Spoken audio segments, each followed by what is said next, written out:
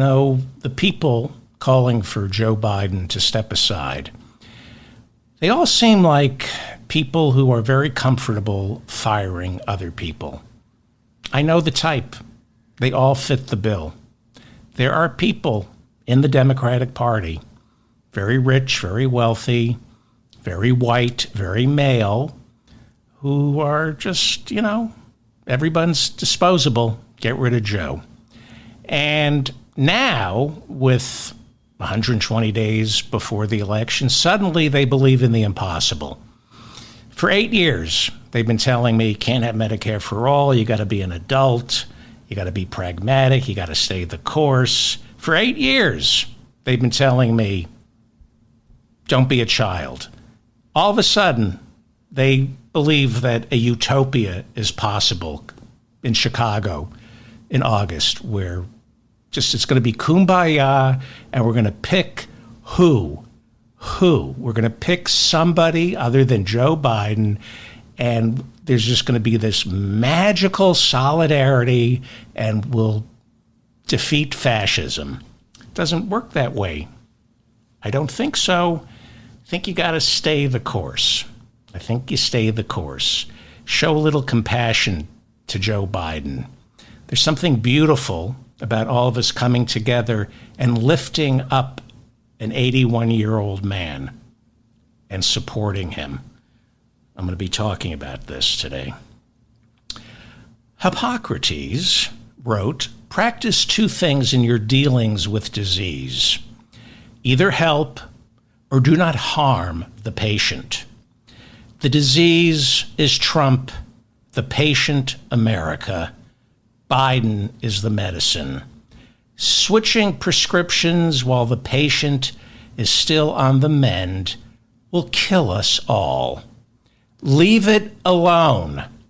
As the kids used to say back in the 1600s, primum non nocere. First do no harm. My Latin's a little rusty. Joe Biden is the ointment. Stop poking the body. And where are we getting the idea that the debate destroyed Joe Biden's chances of being reelected? I mean, other than from the self-important pundits and political blowhards, strategists who think they come off grandiose, shouting for bold, careless, irresponsible moves like toppling a sitting president. A brand new Morning Consult poll shows Joe up in Michigan and Wisconsin, down a bit in Pennsylvania.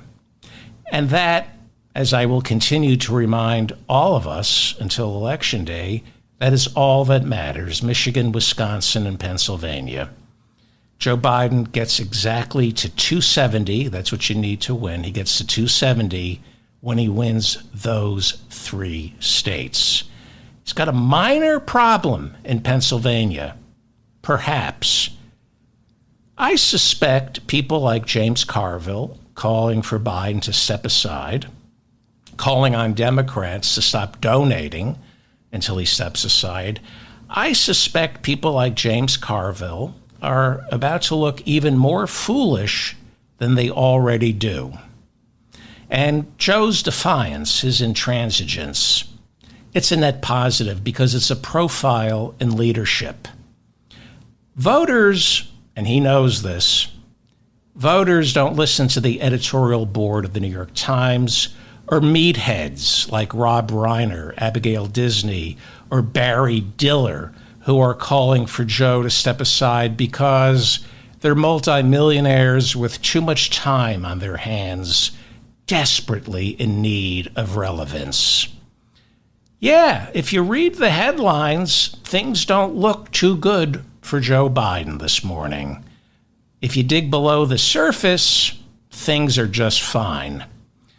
The New York Times reports that White House visitor logs show a doctor from Walter Reed, whose expertise is Parkinson's disease, visited the White House 8 times since last summer. Apparently, because of his gait, they thought he had Parkinson's disease. Biden's press spokeswoman yesterday said the president was checked out for Parkinson's disease. He doesn't have it. And by the way, if he does, we can't have a president suffering from Parkinson's? Michael J. Fox just played Glastonbury with Coldplay. So what if he has Parkinson's? Biden appeared on MSNBC's Morning Joe Monday morning to challenge any Democrat who doesn't think he can win to run against him. Biden said, run against me, announce for president, challenge me at the convention, go ahead. Biden is wisely taking a page from the Trump playbook by saying it's the elitists in the Democratic Party who are trying to ditch him. And to be fair, it was the elitists who hired him in the first place. Joe, did you really think the neoliberal corporate cheats who destroyed Bernie and Elizabeth Warren 4 years ago so you could be their nominee were ever going to show you loyalty? You're a hired hand. These neoliberal Democratic hacks think Biden's just as disposable as those swing state factory workers they always lay off and then wonder why the middle class votes Republican. The people who forced Joe on us 4 years ago, I'm a Bernie guy, the people who forced Joe on us 4 years ago and now think he can be replaced are the same people who hate unions. They're very comfortable firing people. Abigail Disney was calling for Democrats to stop donating until Joe quits. Well, she was paying some of her workers, black and female, $750 a month to work 35-hour weeks until the Hollywood Reporter did an expose, and she learned that's wrong. She learned about income inequality 8 years ago, and it took an expose in the Hollywood Reporter to teach Abigail Disney that paying black and female workers to do documentaries about marginalized communities, paying them $750 a month to work 35-hour weeks, is grotesque, immoral. But we should listen to Abigail Disney. She says, I'm a Democrat, and Joe needs to step aside. Do you think the Democrats who put the thumb on the scale for Joe back in 2020 are ever going to give us Medicare for all? Are ever in this mini primary that they're dreaming of and this open convention they're talking about, do you think they're ever going to give us Medicare for all? Do you think they're going to get rid of Trump's tax cuts for the rich or raise the minimum wage?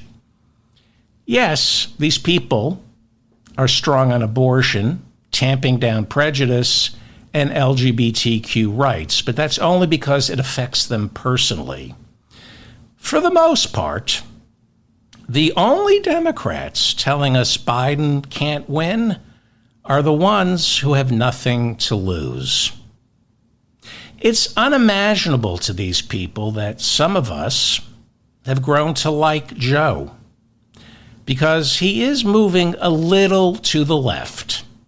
It's unimaginable to these tired and bloated hacks like Rob Reiner, Abigail Disney, Barry Diller, who just turned 120, the editorial boards of the Washington Post, the New York Times, David Remnick of the New Yorker. It's unimaginable to these elitist snobs that there are actually people, Democrats, willing to knock on doors in states these pampered elitists wouldn't dare step foot in.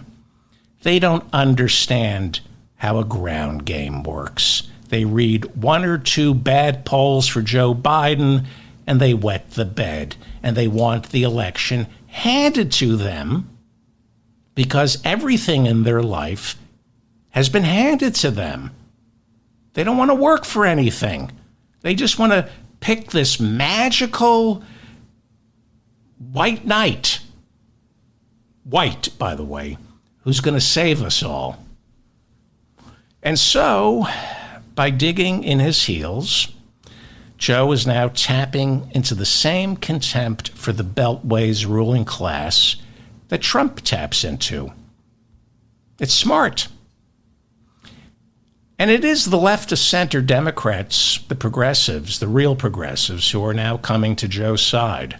The Squad, the Progressive Black Caucus, women, black women, Bernie and Elizabeth Warren, they're the ones who are saving Joe's ass right now. And he's not going away.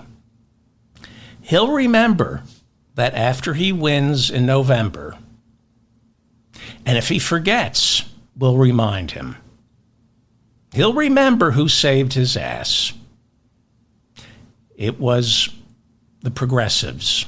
It was women, black women, Bernie and Elizabeth Warren.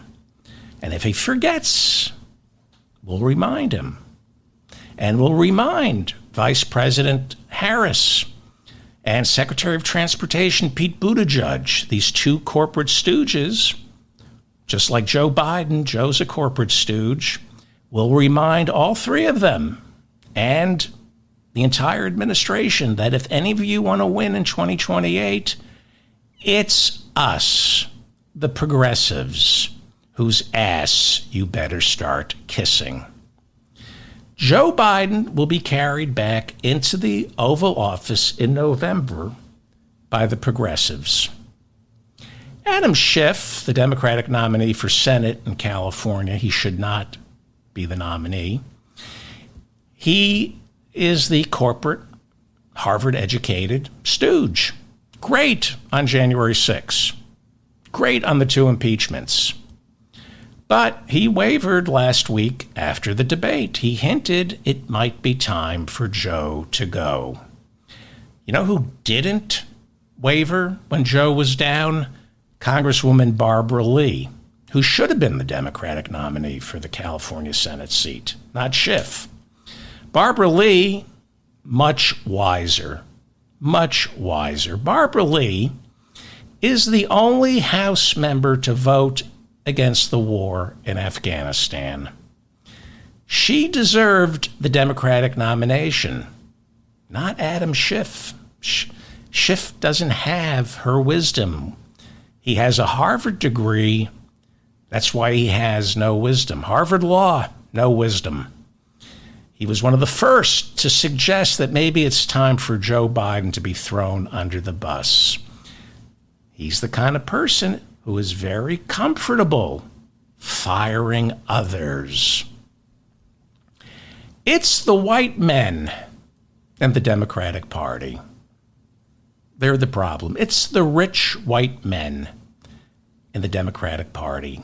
They're the problem, not the women, for the most part. None of the blacks. It's the white men and a handful of white women. From now on, my Democrats, only vote for Democrats who are Democrats because they have to be Democrats. Not because they thought, you know what, it's cool to be a Democrat. The best comedians, artists, musicians, writers, employees are the ones who have to do it. Only vote for Democrats who have no choice but to be Democrats. Cori Bush, who represents the people of St. Louis, was living in a car with her children. Now she's a congresswoman. She has to be a Democrat. It's why she, and only she, knew back in 2021 that the eviction moratorium was about to expire. Nancy Pelosi, the Speaker, President Biden, they didn't know that the eviction moratorium was about to expire. Cori Bush knew. She lived in her car with her children once. So she took to the steps of the Capitol and slept on the steps of the Capitol until Biden renewed the eviction moratorium. And he did. Of course, the Supreme Court overturned it because Hillary wasn't elected in 2016. So what I would like the media and my listeners to do is stop asking candidates, why are you running for office? Ask them, why are you a Democrat? Why are you a Republican? The offices they're seeking are much bigger than their ambition or their vision of themselves. This is about a party, not the individual. Why are you a Democrat? I know why Cori Bush is a Democrat. Why is Adam Schiff a Democrat? Different reason.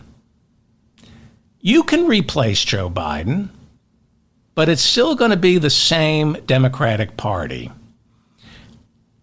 And I see more opportunity to fix this Democratic Party, to restore its New Deal aspirations with Joe at the top of the ticket, than I do with anyone else you're going to replace him with. Because you're not going to replace him with Bernie or Elizabeth Warren or Katie Porter or Jamie Raskin or Cori Bush.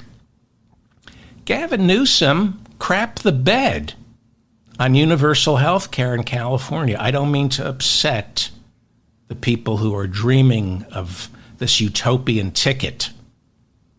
Gavin Newsom, who I like, he crapped the bed on universal health care in California. Vetoed it.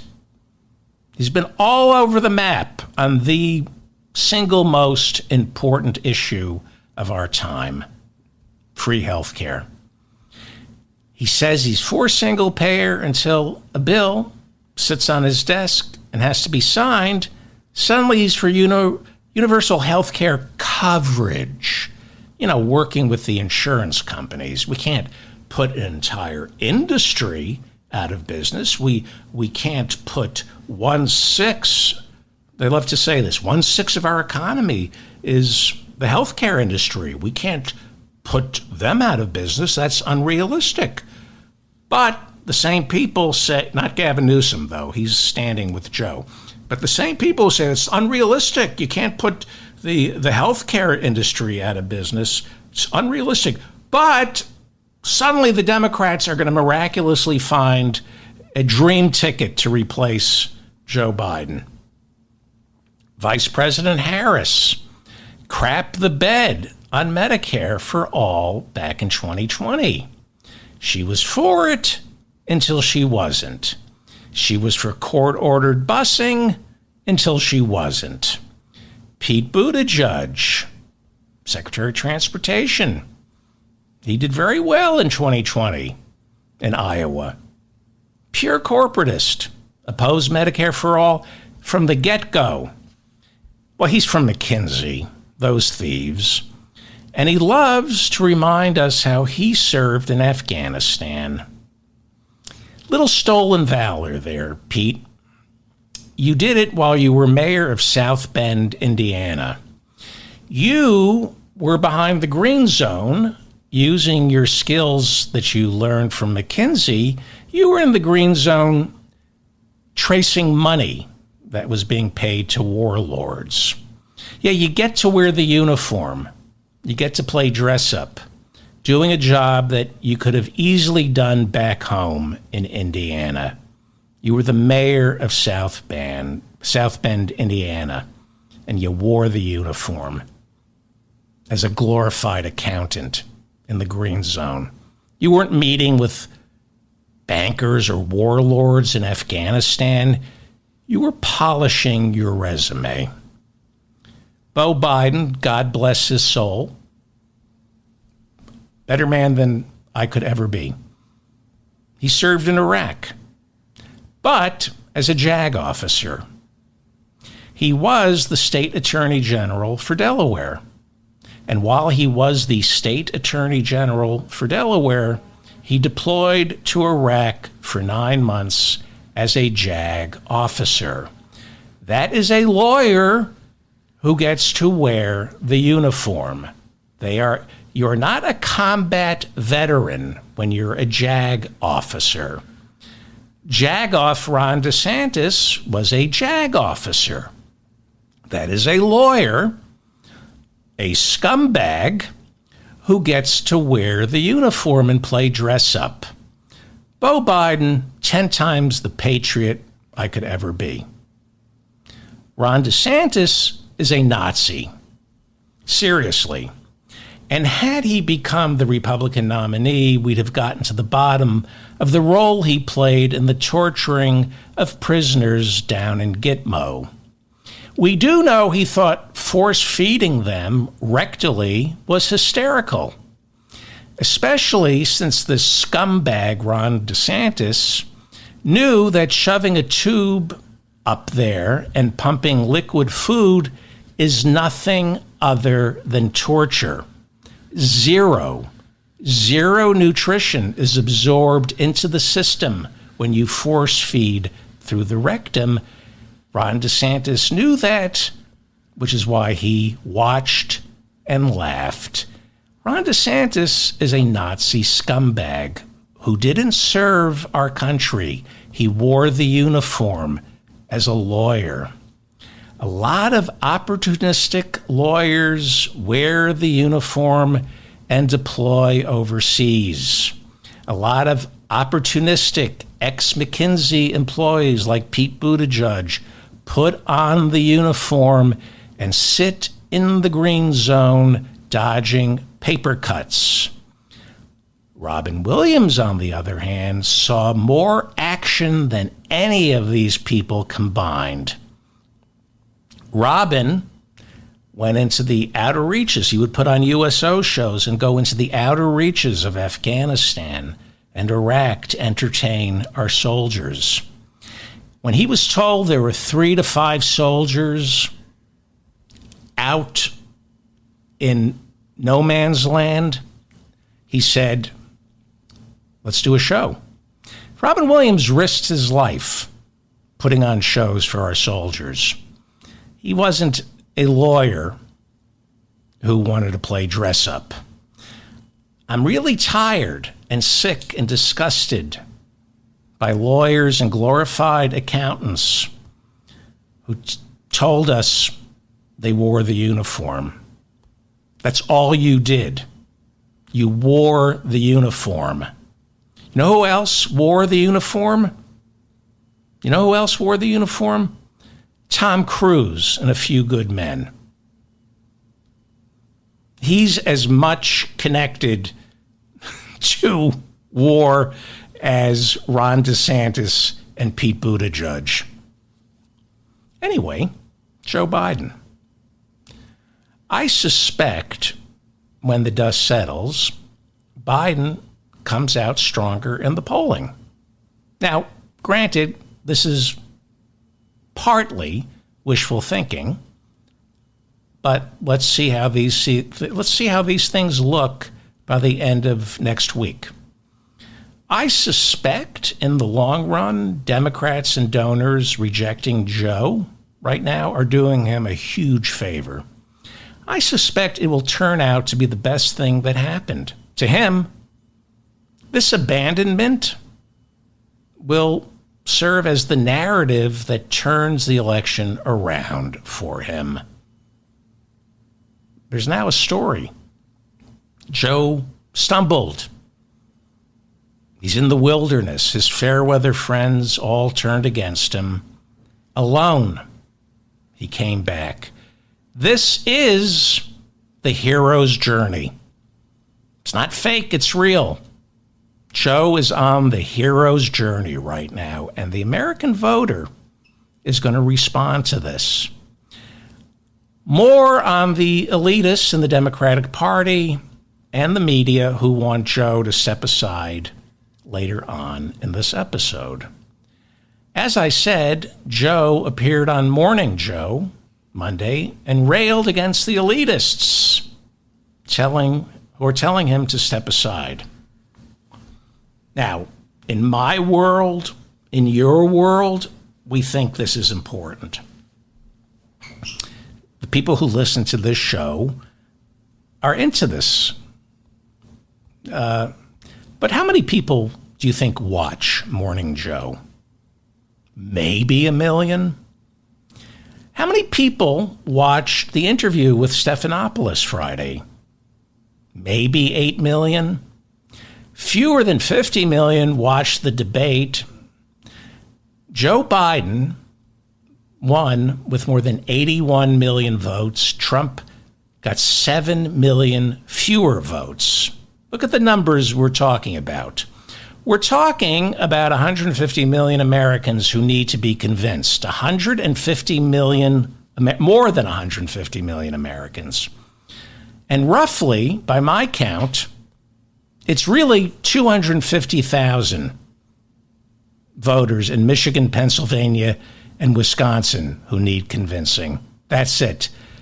I'll talk about that later on the show. Trust me, the 250,000 that Biden needs in Michigan, Pennsylvania, and Wisconsin, trust me, they're not watching Morning Joe, and they're not listening to the editorial board of the New York Times or David Remnick over at the New Yorker. This debate means nothing to them. The discussion over Joe's alleged senescence means nothing to them, nor should it. What I have to say, or the New Yorker, the Boston Globe, the Times, the Economist, Maureen Dowd, David Axelrod, it means nothing to the more than 150 million Americans who will be voting in November. And Joe Biden knows that. So does Donald Trump. I mean, Donald Trump, he is completely crapped on all those people who are telling Joe Biden to step aside, these self-important people, the media, the pundits, the strategists. He can't do that. He'll lose if he talks to us this way. The American people, we're part of the fabric. He's overturning all the norms. American people don't care what the Beltway, the millionaires tell them to do. They don't listen. Joe lost the debate. How do we know? How do we know? Richard Nixon supposedly did very poorly against John Kennedy during America's first televised debate back in 1960. Nixon, in the first debate, just like Joe Biden, had a really bad cold. He was sweating. He didn't wear the right makeup. But Kennedy ended up winning the election. They say because he won the debate. You know, he won the presidential election by 112,000 votes. That's 0.17% of the popular vote.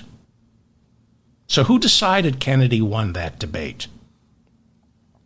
People who listened to the debate on the radio, when they were polled, they thought Nixon won. People who watched it on television thought Kennedy won. But it played no role in the general election. He beat Nixon by 112,000 votes. Debates don't matter. What everyone but the voters think, all that matters is what the voters think. And Amtrak Joe's call to Morning Joe meant nothing except to people like you and me. The interview was conducted over the phone, and Biden made the mistake of admitting that he was reading off notes.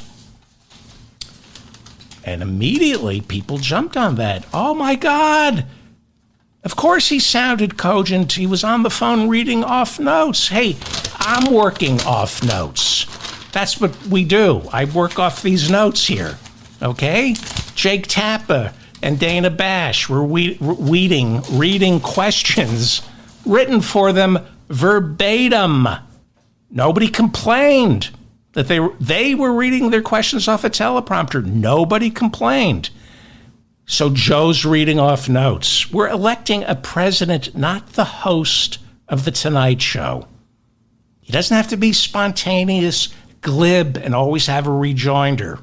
You know who has that? Trump. You know, when you're making crap up and lying, it's very easy to have a rejoinder. The chairman of the Black Congressional Caucus, Stephen Horsford of Nevada, said he still supports Biden. Black Congressional Caucus. Not a single black Democrat in the House is abandoning Biden. Joe Manchin, the Democratic senator from West Virginia who's retiring, said he sees no reason for Joe Biden to drop out. Manchin said it's ridiculous to call the race this soon, adding Donald Trump is a threat to democracy. That's the issue. You know we're in trouble when Joe Manchin is the voice of reason. You would think he'd be the first to throw Joe overboard. He's a horrible man, Joe Manchin. His daughter is a criminal, price gouging. She ran a drug company. She should be in jail. But he is a Democrat who knows how to win in West Virginia. With him gone, his seat flips red. So he knows something. Maybe we listen to him on this. Elizabeth Warren, who ran for president in 2020 and lost to Joe Biden, announced on Monday she's standing with Joe. She said, President Biden is our nominee. She said he's an excellent president. He is an excellent president. She said he works hard on behalf of working families every day.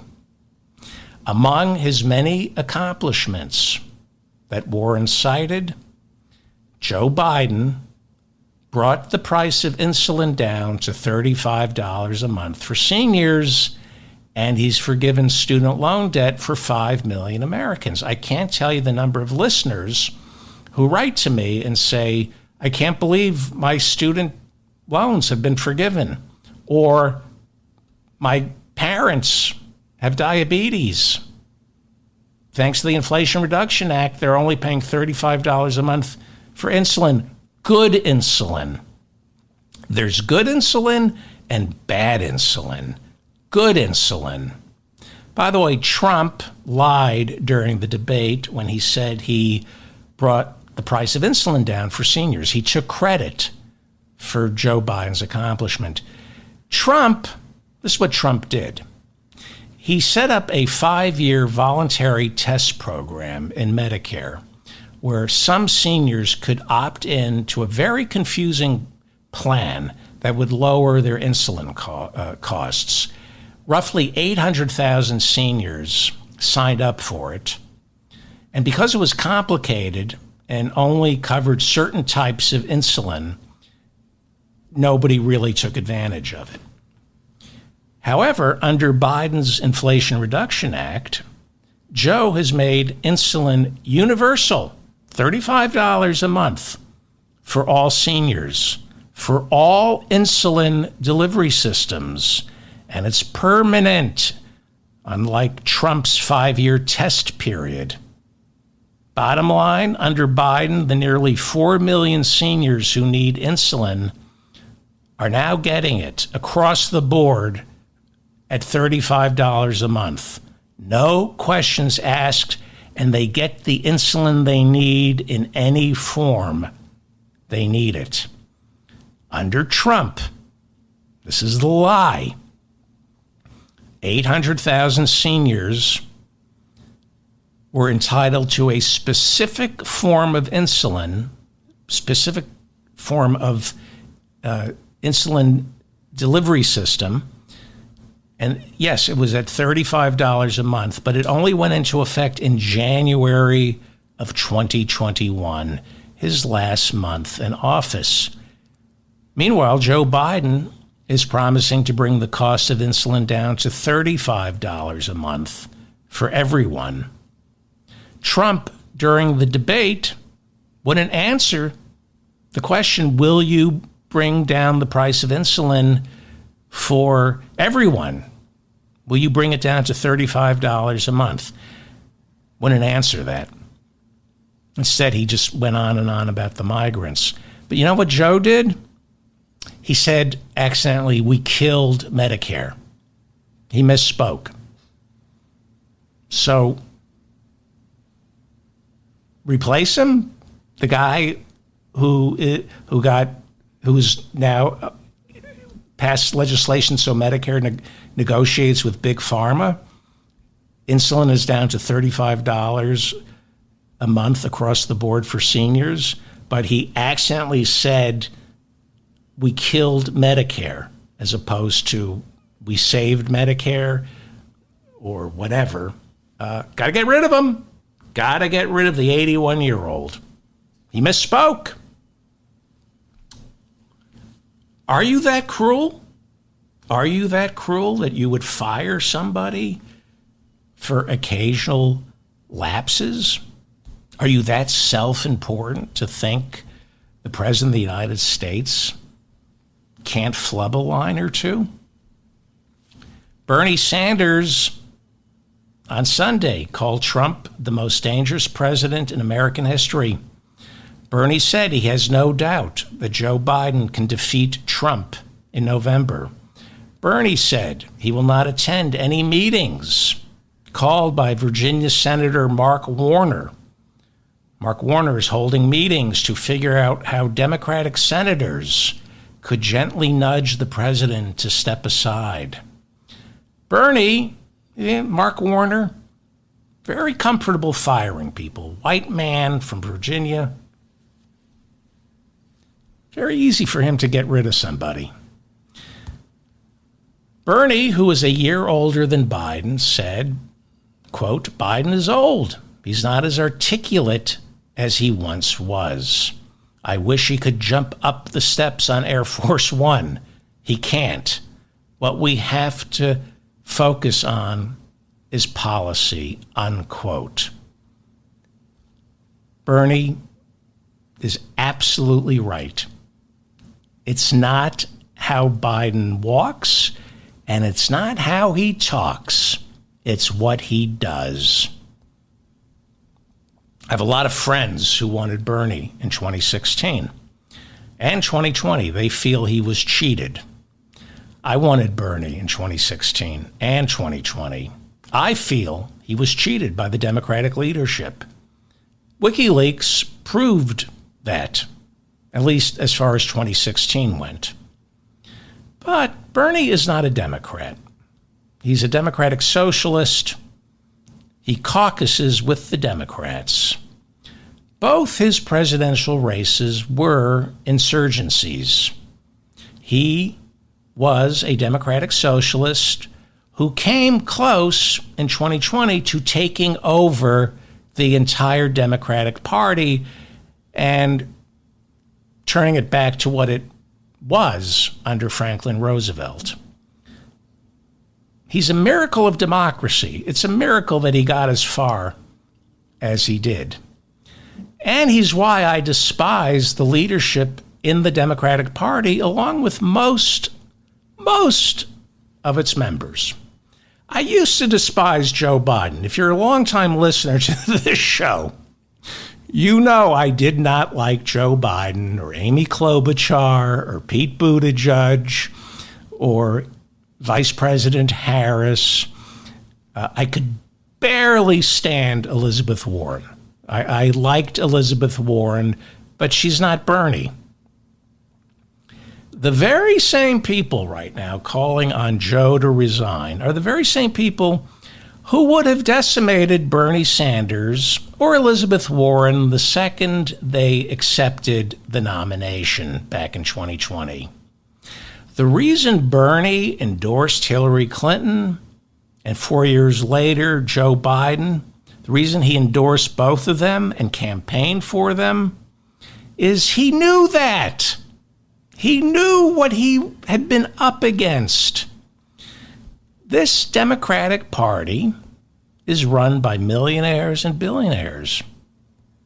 They're fine if Donald Trump wins. Now, they'll be upset if Trump wins because they won't be in the loop if he wins. They need to be in the loop.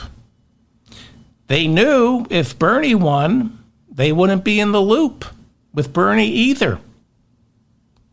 They want to be in the loop. What's the point of having all that money if you can't dictate policy? So they would have tried to destroy him had he gotten the nomination. Realistically speaking, this party, the Democratic Party, doesn't yet have a support system for a left-of-center president or nominee like Bernie Sanders. Yet.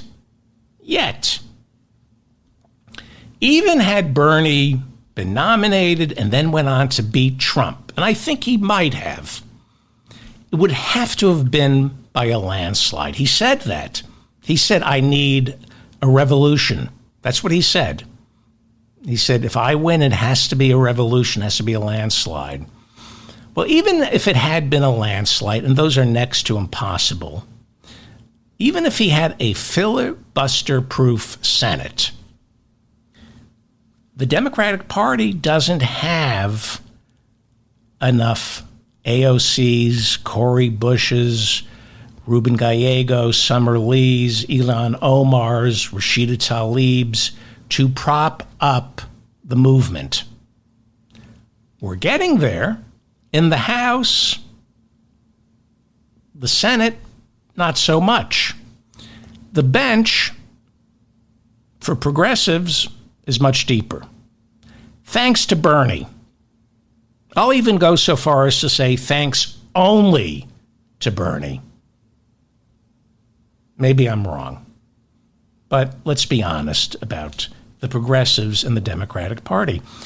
I love Elizabeth Warren. I love Katie Porter's been on the show. She's fantastic. But they are not socialists. They're progressives. They buy into the idea that capitalism can be regulated.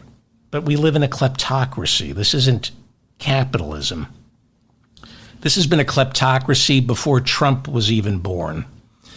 Back when Trump was wearing diapers the first time. But, man, does he smell. My friends keep telling me, people who are in New York, they say it's unbelievable. It's really take a skunk, a dead skunk, dip them in cat urine, then throw up on it, and then spray some Old Spice over that, and that's what Donald Trump smells like. I'm not making that up. So, look, the Democrats are in a much better place than they used to be, thanks to Bernie. Elizabeth Warren, Katie Porter, Sheldon Whitehouse, Jamie Raskin, AOC, Cori Bush, Rashida Tlaib, Ilhan Omar. They're in a better place. And not just because Republicans have gotten so much worse. And because of the newfound depth of the Democratic Party's progressive left, Joe Biden, a career politician, did more than anyone thought he would to placate them. He had no choice. Yeah, the Inflation Reduction Act, Bernie's Build Back Better, was decimated. I don't think Joe fought Joe Manchin as hard as he should have.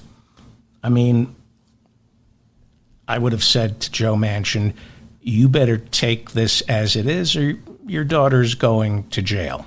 That's why I'm not in politics. I don't think that's legal. I don't think you can. I know we have this fantasy that that's how Lyndon Johnson passed all those. I am sweating. I am just so hot here. I can't do the show with the fan on because it's too loud. So look, I know some listeners are enjoying the crack up in the White House right now in the Democratic Party because it reinforces everything they believe about the Democrats, everything they always thought about Biden and Harris. They say that the Biden White House is corrupt and controlled by the rich. They say the entire Democratic Party is corrupt and controlled by the rich. That is true. But it is the most center-left, certainly the most progressive in modern political history, at least when it comes to domestic issues. The Democratic Party's policy hasn't changed since Bill Clinton when it comes to Gaza, Ukraine, as well as the insistence upon global hegemony. Yes, hegemony. I knew I was going to have trouble pronouncing hegemony, so I did it phonetically. The insistence upon global hegemony, that's a whole other story. The Democratic Party's foreign policy shackles our domestic policy.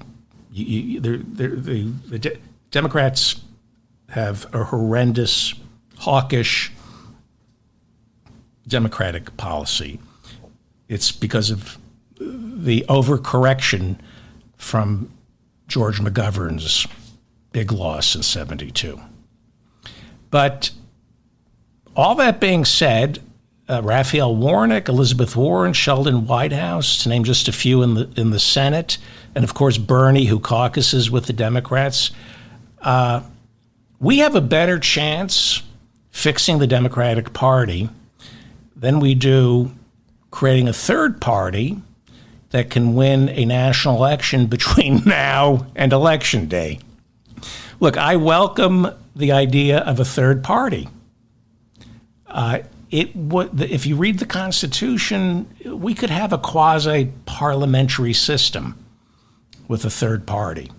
You have to get 270 electoral votes. If there's a third party, it gets thrown into the House of Representatives, and the Speaker of the House becomes like the Prime Minister, sort of, kind of. A third party, there would be, well, for another conversation, but not between now and Election Day. Joe Biden is suddenly discovering who his friends in the Democratic Party are. It's African Americans, it's women, primarily it's African American women, and I'll go over this later on. He's staying in the race. And who do you think he's going to be beholden to after he wins in November? Now, look, I'm not foolish enough to think he's ever going to turn his back on the bankers and credit card companies who got him the nomination, who funded his entire political career since the time he was 28. He's from Delaware, which is now one of the world's largest money laundering operations in the world. Not making this up. Delaware, one of the Dakotas, I think it's South Dakota, and Delaware, are two of the biggest money laundering operations in the world, bigger than the Cayman Islands.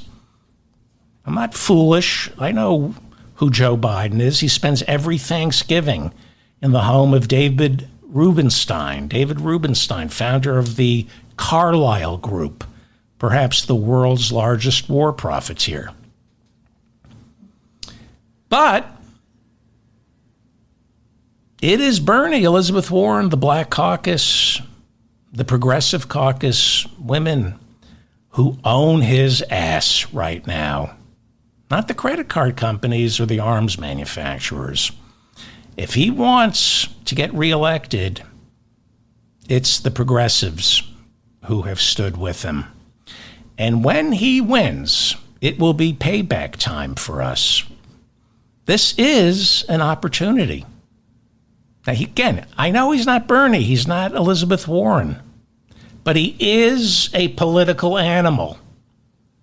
It's going to be women, blacks, the squad, Bernie and Elizabeth Warren, who got him reelected. And they're going to come collecting after November. This is the mop-up for July 9th, 2024. I'm David Feldman in New York City. Thanks for finding me. Please hit the like button so I remain in your feed. That's what I've been told. The best way to never miss an episode is to hit the like button. Of course, subscribe to the channel. Hit the notifications bell, wherever that is. I remain indebted to all of you for listening to this show. I cannot do it without the listeners. I have nobody helping me other than the listeners, which is why I read all your comments. I really do.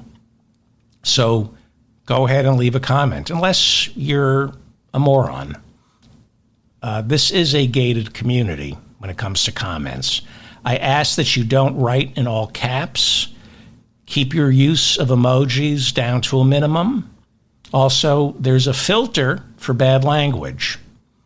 So if you use bad words, and there are such a thing as bad words, the comments end up in a dump folder. And I don't get to the dump folder until the weekend. So if you post a comment and you can't see it, it probably got filtered out because you used a bad word. It takes a lot of work keeping the MAGA morons and the Russian bots out of this ecosystem. And if you don't think there are Russian bots spreading lies for Donald Trump, come run my website or my YouTube channel or my iTunes channel. Come for a day and screen the comments, and you'll see how proficient and how these bots work. So I appreciate all of your comments. Keep them coming. You actually, even I don't post the MAGA morons, but I read the MAGA morons because they let me know what the other side, I won't say thinking, what the other side is thinking. No, what the other side is farting. I think that's what the other side does. If you would like a free transcript of today's episode, go to shopdavidfeldman.com and hit the transcripts menu. It's free. They're free. All the transcripts are free thanks to my listeners who purchase garbage over at shopdavidfeldman.com. They bought my, let me go full screen here, my Rudy mugshot coffee mug. I'm going to get rich. These are coffee mug shots. I'm going to be, once somebody buys this, then I know I'm going to be rich. Collect them all. This is my Donald Trump mugshot coffee mug. A couple of people actually bought this. There's my Still a Democrat t-shirt. It's a heart that's wounded. You can get a Still a Democrat coffee mug. My Made in Los Estados Unidos coffee mug. That I think I'm most proud of. And then there's the stuff I'm not proud of that makes up the bulk of the sales. The Trump fart filtration mask. My number 2, you'll pardon the pun, biggest seller. And, I ask you to buy the stuff I'm proud of, not the Trump fart filtration mask. I've asked you not to buy, this is my biggest seller, the chef's apron with the words emblazoned over the front, quote, "I hope you're in the mood for diarrhea." I won't lie to you. This is my biggest seller. One woman, I think she's bought more than 4 of these. I think she's up to 5. I think so. There are a couple of people who, who keep buying the "I hope you're in the mood for diarrhea" chef's apron, and I think they do it to punish me. It hurts that this is my biggest seller. I hope you're in the mood for diarrhea. Well, the Democratic Party is turning its back on Joe Biden. Another thing that our president has in common with the American people. They've turned their back, Democratic Party turned their back on the American people, and now they're turning their back on Joe Biden. But the money is still coming in. You might remember on the last show, I told you Joe outraised Donald Trump in June. People were shocked by that. After the debate, Biden saw a record haul of $30 million, mostly from small donors. Right now, the party is sitting on $240 million in cash. It's a lot of money. He's in good shape. The party's in good shape because money is important. That's how you get out the vote. CNBC reports this morning, however, that big money donors have stopped answering calls from the big Democratic bundlers, people like Jeffrey Katzenberg. Hollywood is furious with Jeffrey Katzenberg right now for bundling those big donations, throwing these big parties. Some Hollywood liberals say they feel they were misled by Jeffrey Katzenberg, who didn't tell them how old Joe had gotten. Wow, imagine that, a studio executive being dishonest. Biden on Monday told donors, "I'm done talking about the debate and my age." He said, "It's over. End of conversation." He reminded them there are 40 days until the convention and 120 until the election. He said, "It's time to get to work." As I've been saying, I believe this defiance works to his advantage the same way it works for Trump. The American people hate the news media. They hate the donor class. They hate the party's stalwarts. They hate the Hollywood elitists who raise money for the Democratic Party. And I suspect this will all be reflected in the fresh batch of polling. I suspect the American people agree with me when I say, who cares that Joe is a little slow? And I like him even more now that he's defying these rich pricks. I suspect the American people, like me, are going to be protective of Joe Biden. I suspect they're going to find him even more appealing going up against the sclerotic, moneyed interests who are the source of all our discontent. You have heirs to the Walmart fortune telling the Democrats to stop donating until Joe steps down. Get the F out of my party. Go F yourself. All of you, get out of this. This is why we lose, because we're listening to the Walton family or Jeffrey Katzenberg or Barry Diller or David Geffen or Abigail Disney, Rob Reiner. All of you can go F yourself. We would be so much more successful if you would go be Republicans. Go be Republicans. I've never been this sweaty before. I wish I could say I'm sweaty because I'm working really hard for you, but I'm just sweating. This is grotesque. Well, a brand new Morning Consult poll. They're a good polling organization. Shows Trump, since the debate, you ready? Shows Trump beating Biden nationally by 2 percentage points. In a national head-to-head after the debate, Trump is now leading Biden by well within the margin of error.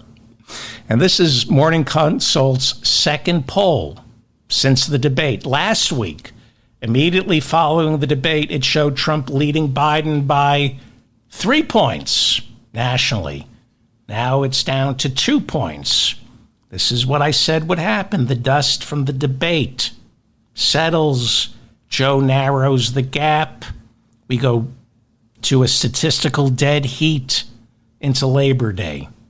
Now that's according to the Morning Consult poll.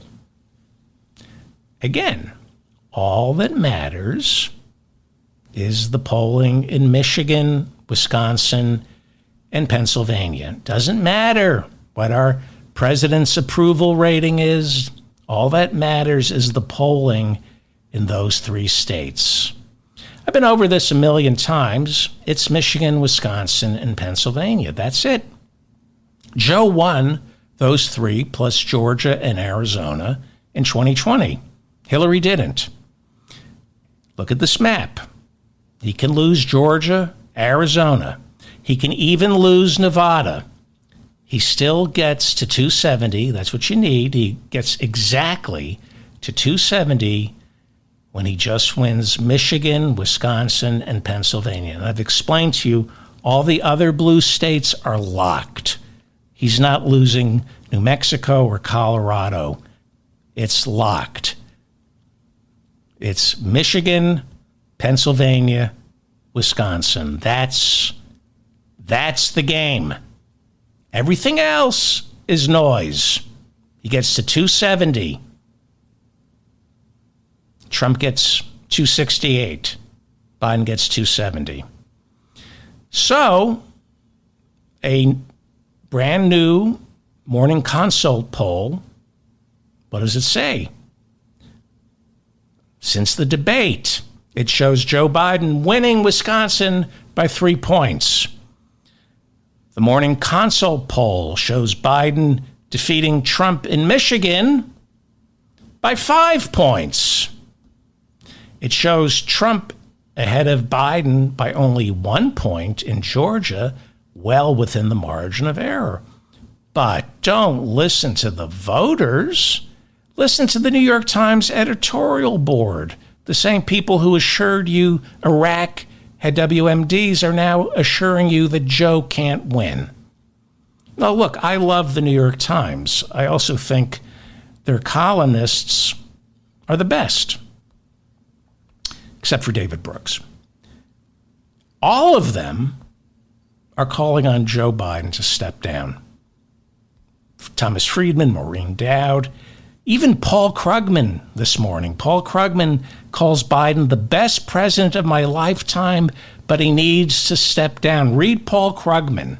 I've learned economics reading Paul Krugman in the New York Times. He says Joe Biden is the most successful president in his lifetime, but he needs to step down. Replace him with who? Mr. Krugman, Professor Nobel laureate Paul Krugman. Replace him with whom? Doesn't say. They're all wrong.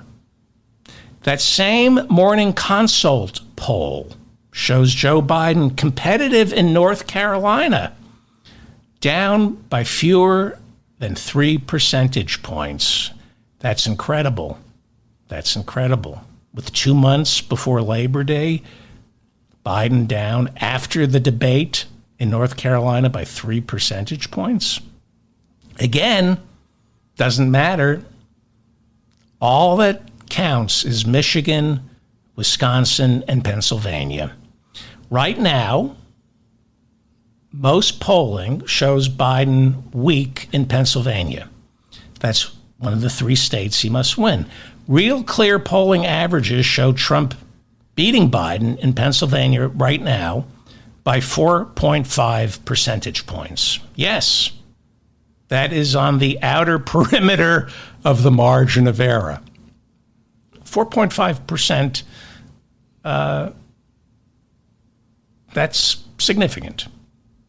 So why is Joe not leaving the race? He's looking at polling that shows a clear path to 270. Trust me on this. This isn't his ego. Pennsylvania needs work. It is going to be very hard for Donald Trump to steal Pennsylvania. Right now, the governor, Josh Shapiro, is a Democrat. The Attorney General is a Democrat. The Speaker of the State House is a Democrat. Democrats control the upper chamber. And most importantly, 5 out of the 7 Supreme Court justices for the state of Pennsylvania are Democrats. That matters. That matters. Now, the Secretary of State in Pennsylvania, who oversees elections, is a Republican. But Pennsylvania will be a very hard state for Trump and his lawyers to strong-arm election officials in. It's going to be very hard for him to win in Pennsylvania through brute force, through intimidation. There's also a race for Senate in Pennsylvania that looks increasingly stronger for the Democrats each day. More about Bob Casey, Senator Bob Casey of Pennsylvania, Democrat, in a few minutes. It looks like he's going to win his seat. All Scranton Joe needs to focus on is Pennsylvania, where he was born. He was born in Scranton. And yes, it looks like he's down 4.5% in Pennsylvania. 8 years ago, at this same exact time, July 9th, 2016, the Real Clear polling averages had Hillary Clinton defeating Trump in Pennsylvania by more than 2 percentage points. And as we all know, she ended up losing that state. The polling in these 3 states will be all over the place until after Labor Day. 8 years ago, on July 9th, 2016, the Real Clear polling averages had Hillary defeating Trump by 7.4 percentage points in Wisconsin. She lost Wisconsin. 8 years ago, the Real Clear polling averages showed Hillary beating Trump in Michigan by 8.3 percentage points. She ended up losing Michigan. It comes down to Pennsylvania, Michigan, and Wisconsin. In those 3 states, Hillary lost by 100,000 votes. She won the popular vote nationwide. She just needed to flip 100,000 votes in Michigan, Wisconsin, Pennsylvania, and then there would be a 6-3 liberal majority on the Supreme Court right now. By the way, those 3 liberals that we do have, women. Joe Biden is staying in the race. Why? Trust me on this, please. Trust me on this. Okay? He is staying in the race because he picked up the phone and he spoke to the people who count. He spoke to Josh Shapiro, the Democratic governor of Pennsylvania. He spoke to the Democratic governor of Wisconsin, Tony Evers, and he spoke to the Democratic governor of Michigan, Gretchen Whitmer. And he said, give it to me straight. What are you seeing on the ground? How is our game? Where are we strong? Where are we weak? What do I need to do? And can I do it? And you have to trust me on this. Gretchen Whitmer of Michigan, Tony Evers of Wisconsin, and Josh Shapiro of Pennsylvania said to our president, it's go for launch. After the debate, all 3 of them said, you're looking good, Mr. President. If those 3 governors, if one of them told President Biden, I'm not saying it, if they so much as express concern, then maybe Joe right now would be wavering. He might be saying, I'm going to listen. Some people are saying I should drop out. Let me listen. He's not listening because based purely on evidence and analysis on the ground. Joe knows he's going to win Michigan, Wisconsin, and he has to work a little harder in Pennsylvania. Like I said, Trump can't steal Pennsylvania. There are too many Democratic Party guardrails in that state. The Supreme Court in Pennsylvania is heavily Democratic. This isn't about his ego. This is a solid pathway to 270. Now, Biden can lose Nevada. He can lose Georgia and Arizona, the 3 states he won in 2020. He still gets exactly 270 when he wins Michigan, Wisconsin, and Pennsylvania. Of the 3, Pennsylvania has the most electoral votes, 19. So if he loses Pennsylvania, and I see no reason he will, if he loses Pennsylvania, then he needs to win Nevada, which he won in 2020. Hillary won in 2016. He needs to win Nevada again, and along with Nevada, he needs to win either Georgia or North Carolina. So if he loses Pennsylvania, then he has to win Nevada again, and then he has to win Georgia or North Carolina. Maybe Arizona. I'm not sure about Arizona. I think he won Arizona, but I don't know if Nevada and Arizona add up to Pennsylvania. I'll get back to you on that.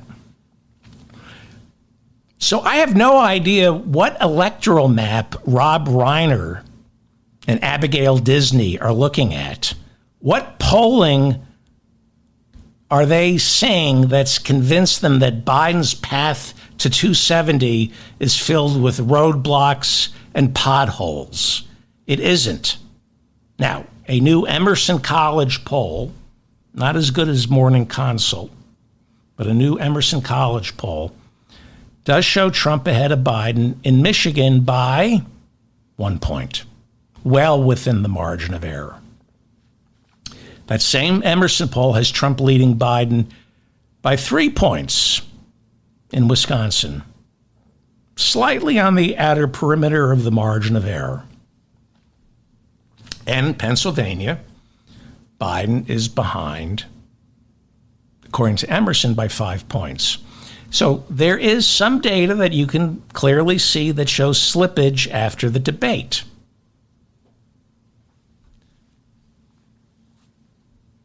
But that's a garbage poll. Out of 170 million votes in November, it comes down to 3 states: Michigan, Wisconsin, Pennsylvania. And those 3 states could come down to 100,000 votes, did in 2016.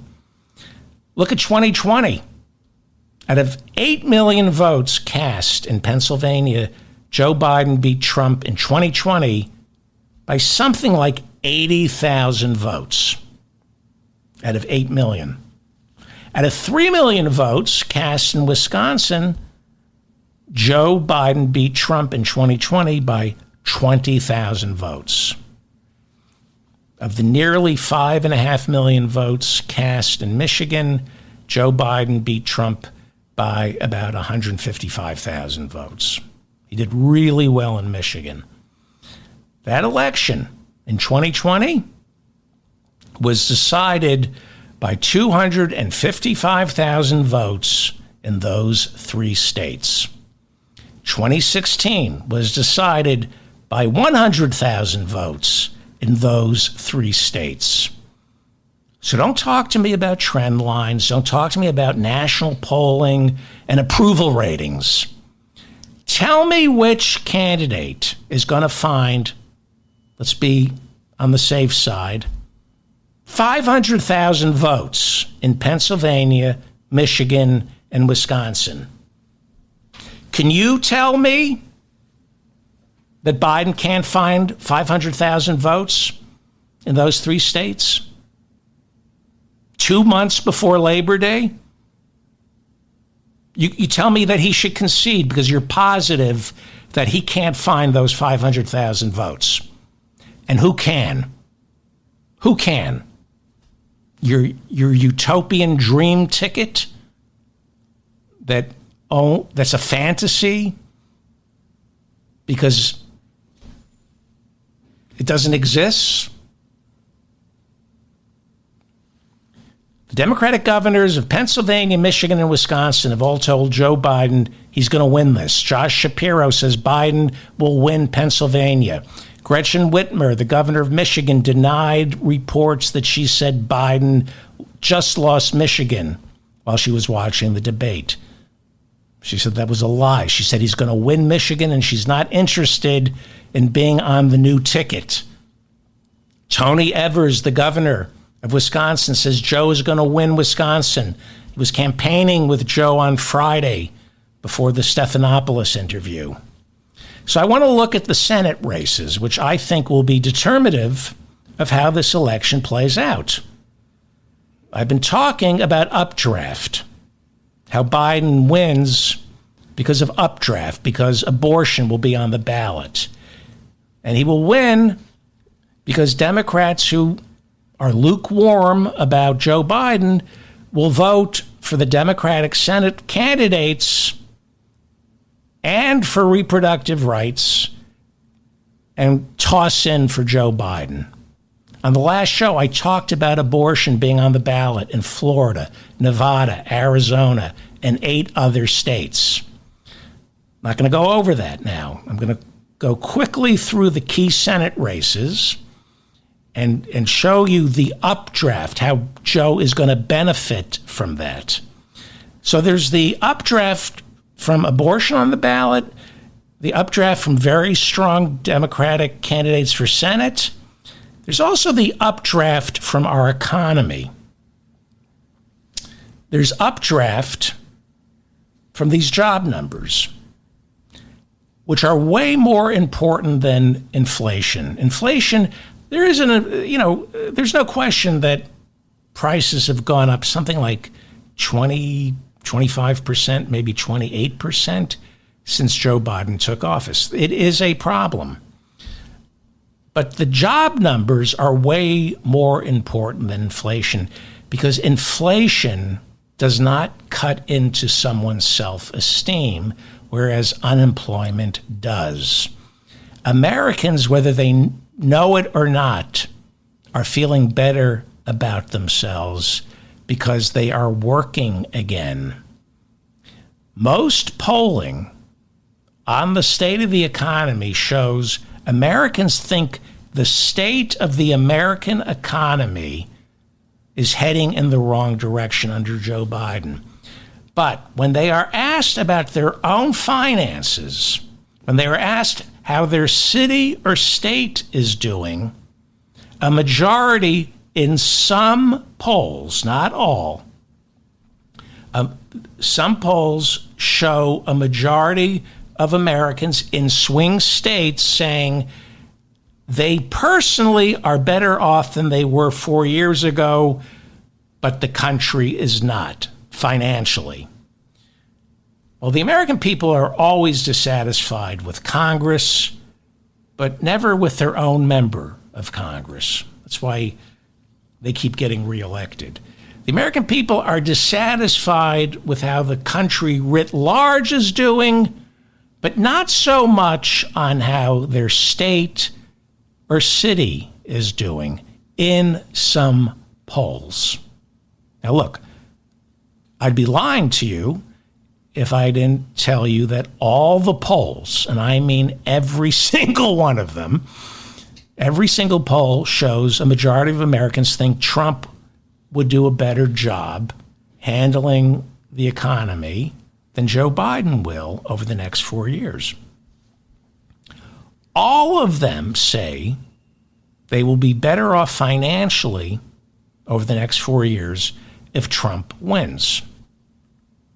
Some polls show a majority of Americans believe they were better off financially when Trump was president.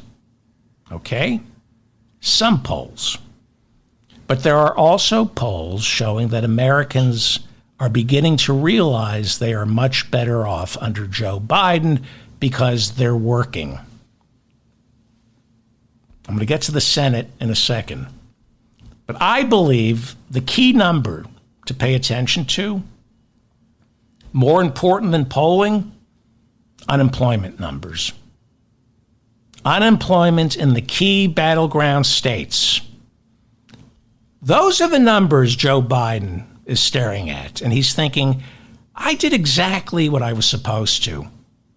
I'm not quitting. Why should I lose my job when everyone else, because of me, has one? So, if this election is on the economy, Joe is going to win. If the argument is over the economy, once you get, after Labor Day, and you get the Clintons, the Obamas, out on the campaign trail in Wisconsin, Michigan, and Pennsylvania, making the case for the economy, I believe Democrats win the election if it is about the economy and, most importantly, abortion. If this election is on abortion, Biden wins, because this election is going to be decided by suburban women, black women, in Pennsylvania, Michigan, and Wisconsin. Where is Joe going to find the 500,000 votes he needs in those three states? Suburban women. And very few women, I think one white woman in Congress has asked Joe Biden to step aside. It's the only woman. It's men, white men, basically. Women know what the stakes are. This is about reproductive freedom. And that's why the Republican platform that we just saw yesterday is turning its back on the pro-life movement. There are a lot of crazy evangelicals, which is redundant, who feel that Donald Trump is throwing them under the bus. He says, I can't win promising what you want. Trump is looking at polls, and he does not want this to be about abortion. If this election, however, is about fear of migrants and hatred for the LGBTQ community, Trump is going to win. That's what Trump wants this election to be about, the migrants. You know, again, I am often wrong, but I'm often right. I don't care what anyone says. Migrants poisoning the blood of our nation is not a winning message. We saw that this week in France, and we're going to see that here in November. It's a hard sell convincing a majority of Americans that gender-affirming care for minors and dark-skinned migrants are their biggest concerns. Again, elections don't start until after Labor Day. We're 2 months away. And Americans vote with their wallet. Are they working? Yes. Greatest job expansion in American history. Yes, inflation. But when you look at these unemployment numbers in the key battleground states, you got to keep in mind inflation doesn't eat into your pride. It doesn't eat into your self-esteem. Unemployment does. That's why they called it the Great Depression. Unemployment is what destroys families. Inflation makes it hard for families. Inflation is tough, but you're not alone. It's a shared grief.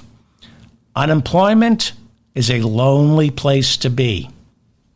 Jobs in America, that's who we are, unfortunately. We are the only country that defines itself by how we earn a living. I think it's sick and insane. But self-esteem for way too many Americans flows from their work. When in America, when you meet foreigners, they say the thing about Americans is they can't figure out who you are until you tell them what you do for a living. It's why my grandparents came here. It's why the migrants at the border are trying to get here. It's in our DNA. People come here to escape oppression, gangs, pogroms, but they come here to work for opportunity. Work is part of our DNA. It's why Joe won't retire. He's 81. He's going to be 82 right after Election Day. And he still wants to work, not because he has to, because he needs to, because that's his identity. It's who we are.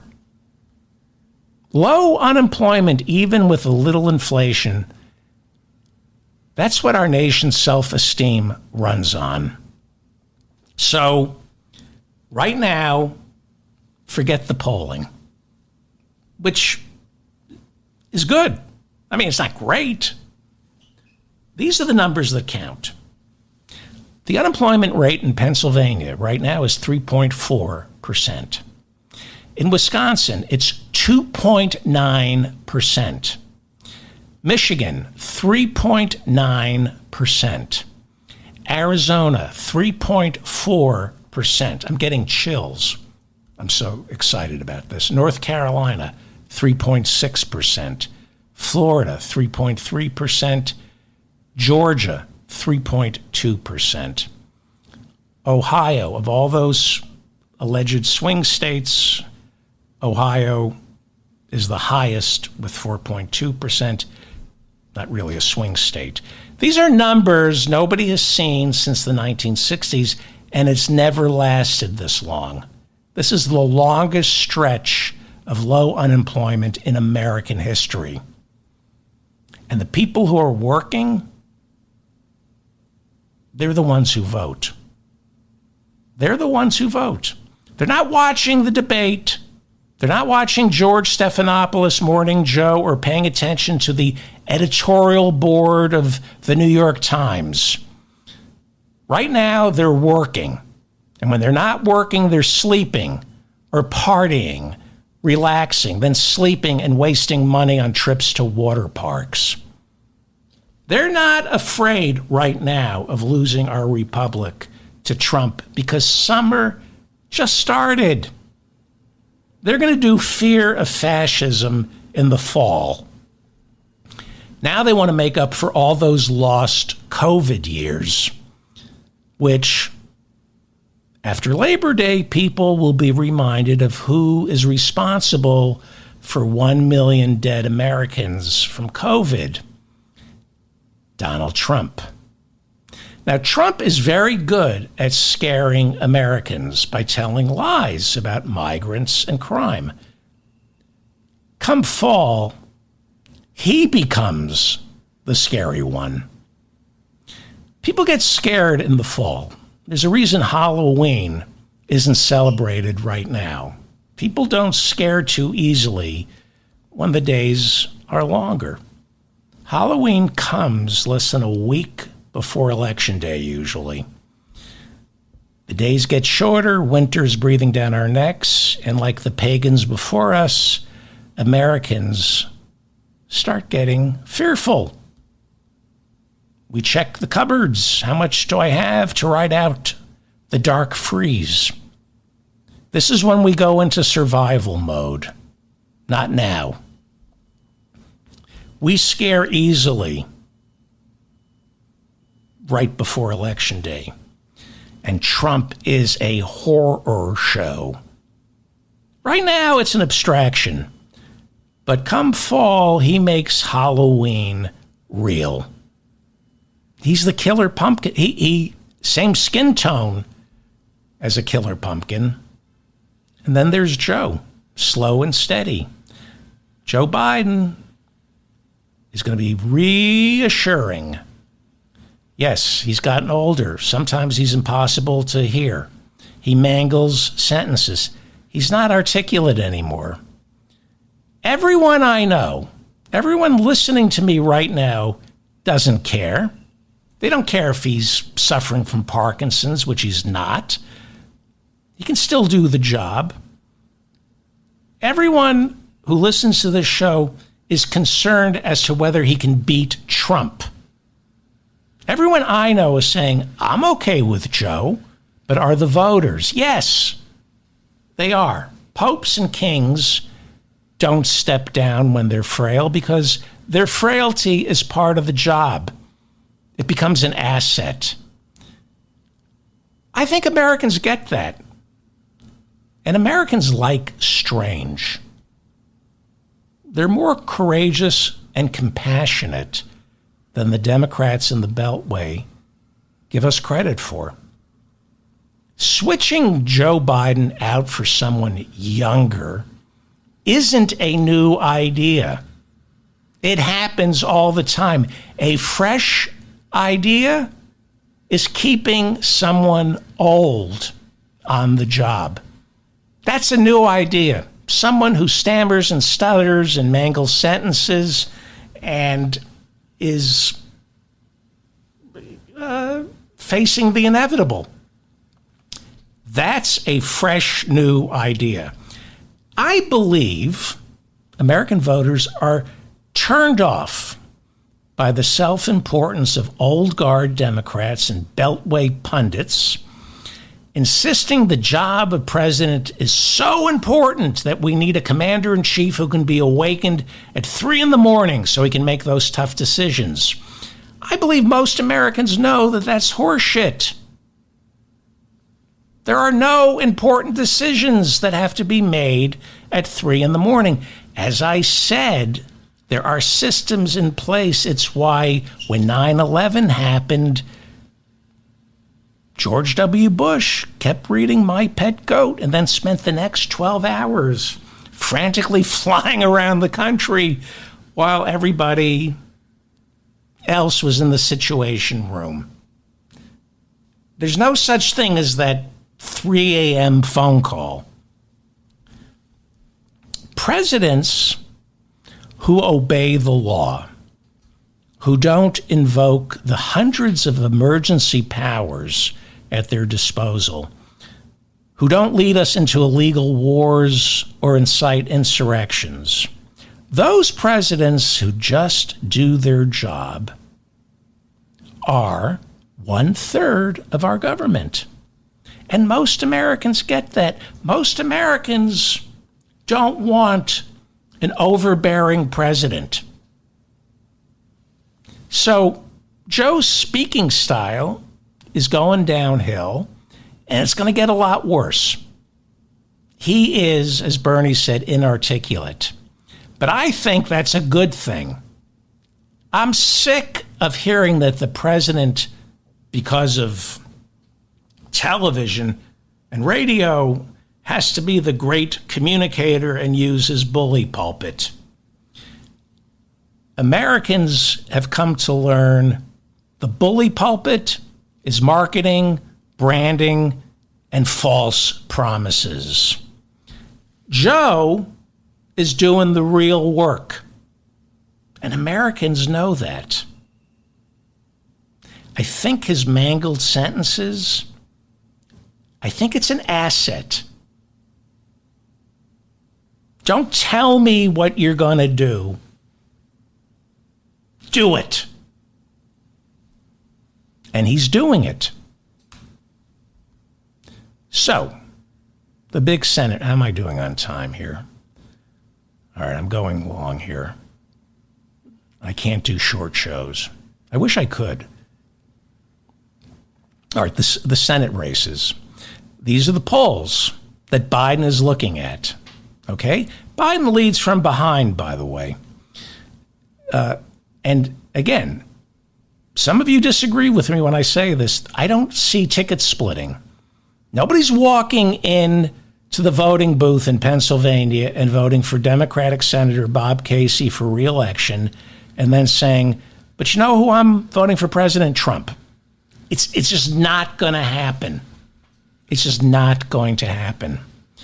So a new post-debate poll, it's a fresh poll, shows Democratic Senator Bob Casey in Pennsylvania, where Biden is in trouble, sort of.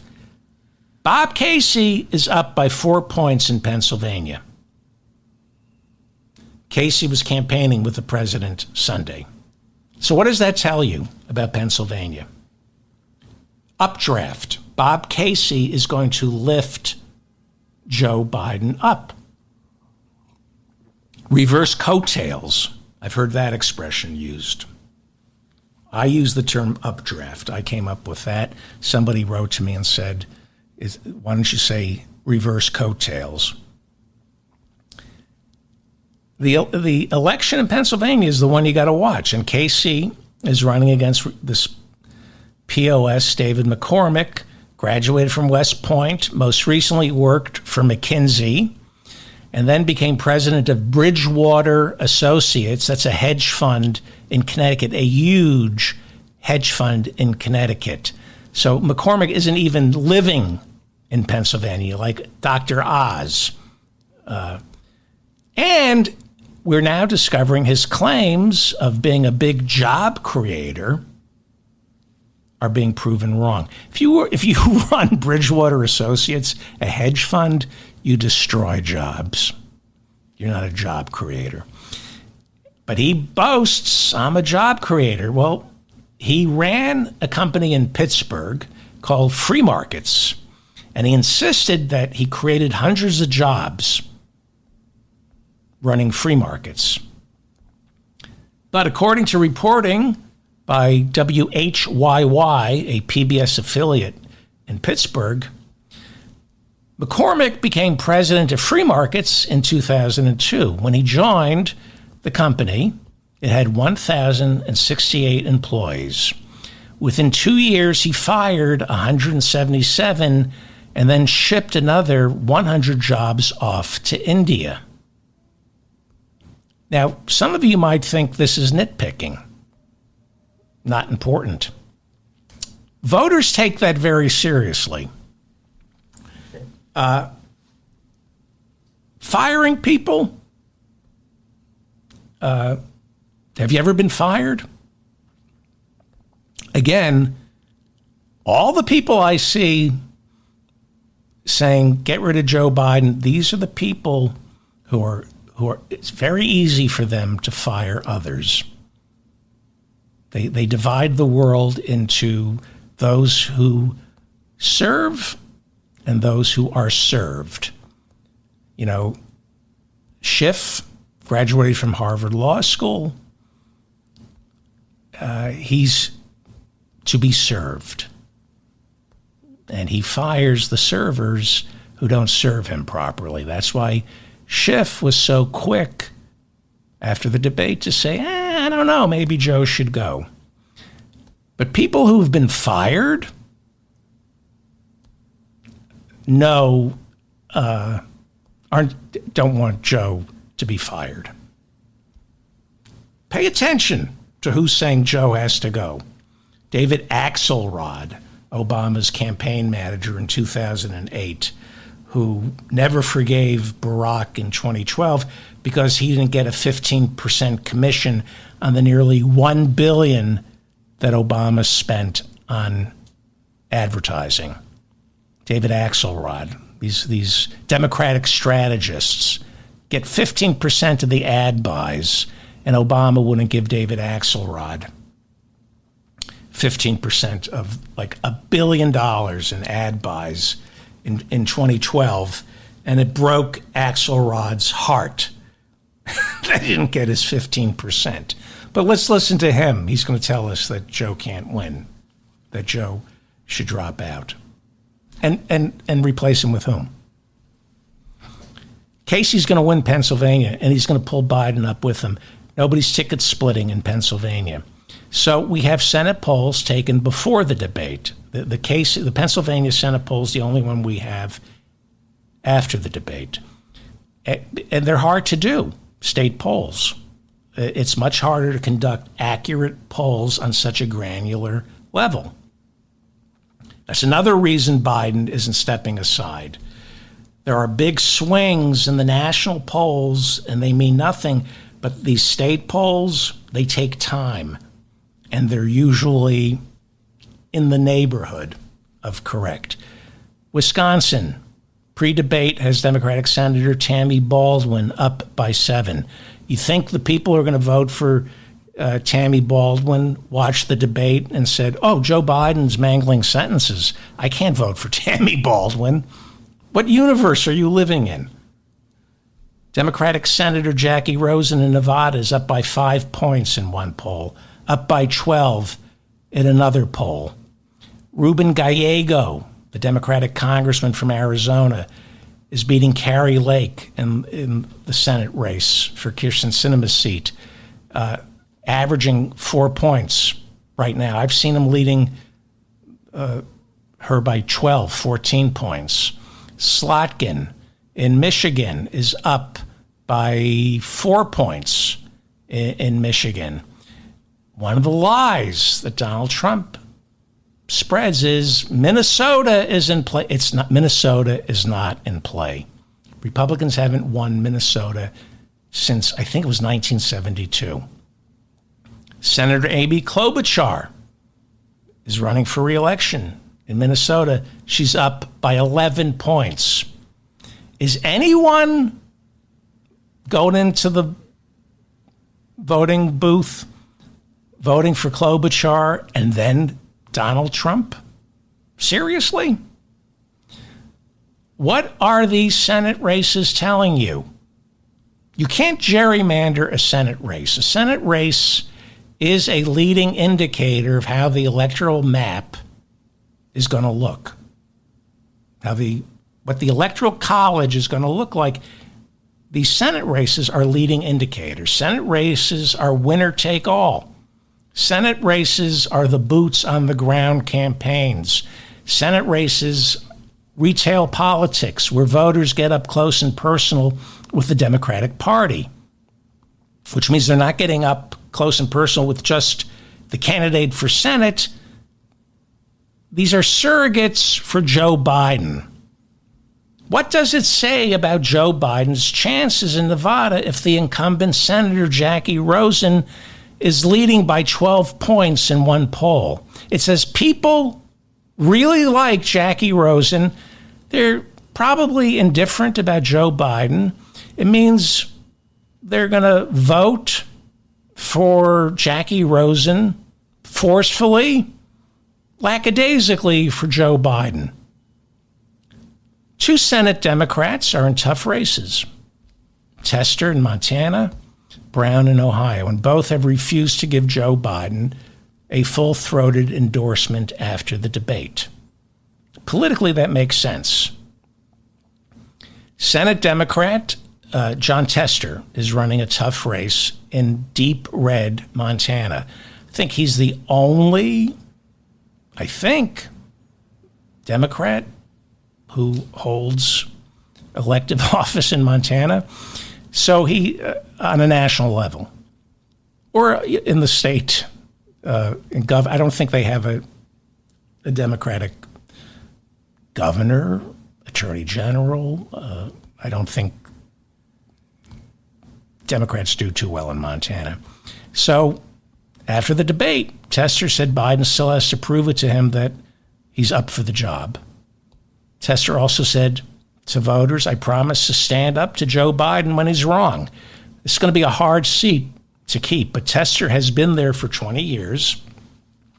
He also has one of the highest approval ratings among his constituents than any other American politician. He is one of the most popular politicians in America. He's running against Republican Tim Sheehy, a former United States Navy SEAL. The Cook Political Report shows this race as a toss-up, but recent polling averages show Sheehy, the Republican, leading by about 5 points. So it's Montana. If Tester is going to win, and he knows how to win, he's got to run against Trump and Biden. In Ohio, Democrat Sherrod Brown, like Tester, has held his Senate seat for 20 years. He has a much easier go of it than Tester does in Montana. After the debate, Sherrod Brown said he's not a pundit. He said there are legitimate concerns about Joe Biden's age, and right now, I'm listening. Brown is running against Bernie Moreno, the owner of a car dealership who has never held elective office, but he's endorsed by Trump. He's a weak candidate. Very weak. Polling averages show Sherrod Brown leading Moreno consistently by 6.3 percentage points. I've never seen a poll where Sherrod Brown is losing. But Ohio has become a reliably red state. But really only since 2016. So how reliably red is it? Unemployment in Ohio is 4.2%. Who knows? J.D. Vance did okay in 2022, running on culture war issues, but a year later,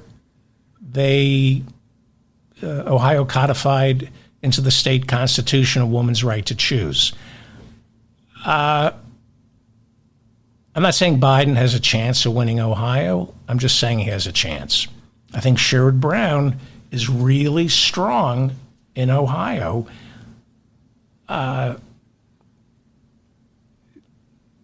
It went red in 2016. It went red in 2020. I think Obama carried Ohio in 2008 and 2012. I think. Well, Capitol Hill Democrats returned from their 4th of July break, and the white men are calling for the president to step aside. They're suggesting we make way for a younger generation based on zero polling. These responsible Democrats are calling for a mini primary and an open convention. They say a series of nationally televised town halls and a rock'em sock'em convention will bring eyeballs to the race and really energize voters. Well, here's a dirty, dark secret about politics. It's boring. It's not a reality show, Donald Trump's success notwithstanding. Democratic politics, the Democratic Party, politics in this party is boring. It's about delivering to the base jobs, bring down inflation, increase social mobility, and most importantly, protecting reproductive freedom. Voters don't want a show. They don't want to tune in every night to watch the convention. The American people don't want a show. They don't want chaos. That's what Trump gave us for 4 years. The American people don't want chaos. They want a steady hand at the till. In the end, they want Joe Biden. Yes, Vice President Harris, Gretchen Whitmer, and Gavin Newsom are young, shiny, and exciting. And they would probably beat Trump in a debate. But there is zero polling suggesting they do better than Biden in November. The polling I'm looking at, the polling Joe Biden is looking at, says once the dust from the debate, once the dust from the Democratic Party's bickering and backstabbing, once the dust from the media's desperate need to create a story where none exists, once all that dust settles, we will, after the August convention, see the polls revert to a dead heat. And then the general election starts. in November. That's when it usually starts. As I've pointed out, this is the longest general election in American history. We knew who the nominees were by March 1st. I know some of you are terrified of Trump, and this uncertainty is keeping you up at night, but slow and steady. Stay the course.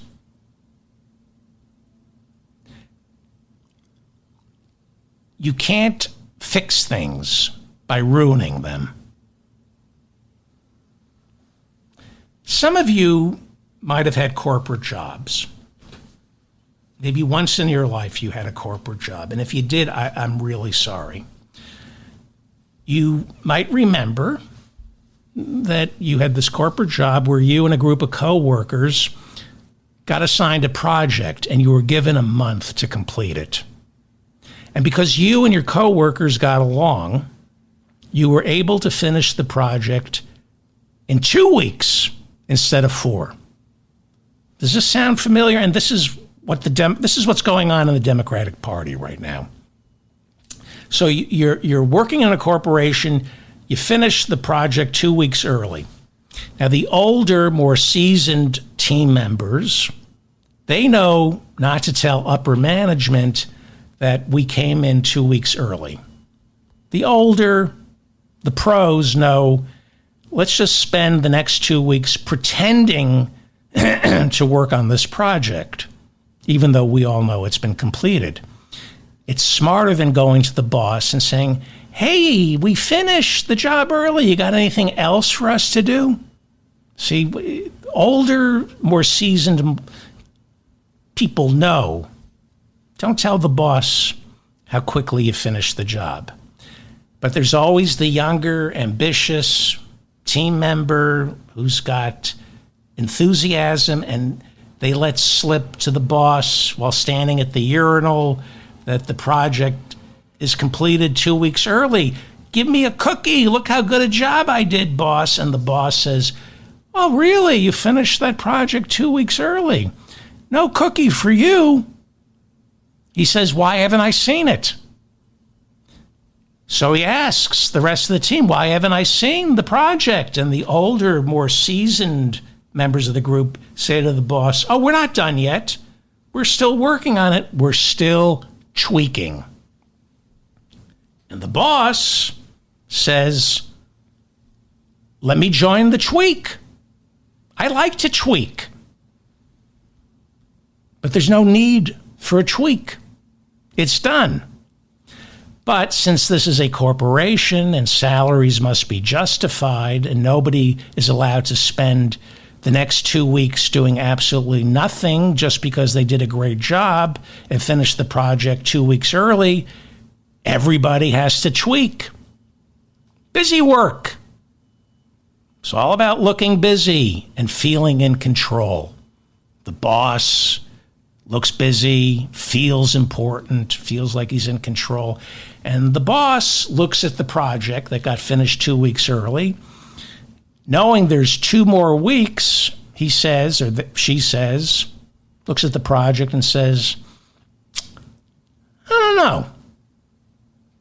Well, of course they don't know. That's why they're the boss. And because there are still 2 weeks left, the boss says, here's what we're going to do. How about we start from scratch? Show me options. I like what I see, but since we have 2 weeks, let's throw everything out. We learned something from this project that you finished, but throw it out. Let's build something even better. And I'll help you. And then 2 weeks pass. And the boss has made such a hash of things, the new version of the project falls behind schedule. But the boss can't admit that the project finished 2 weeks ago was perfect. The one he threw out can't admit they got it right in just 2 weeks. So the boss extends the deadline another month. And the project that was finished in 2 weeks Takes 4 weeks, 6 weeks now, and it starts falling apart. And everyone, except the boss, privately thinks, we got it right the first time. If we just didn't let her know that we finished 2 weeks early, this would be over. And that's what's happening to the Democrats right now. A lot of mid-level management douchebags are panicking because the election doesn't start until Labor Day.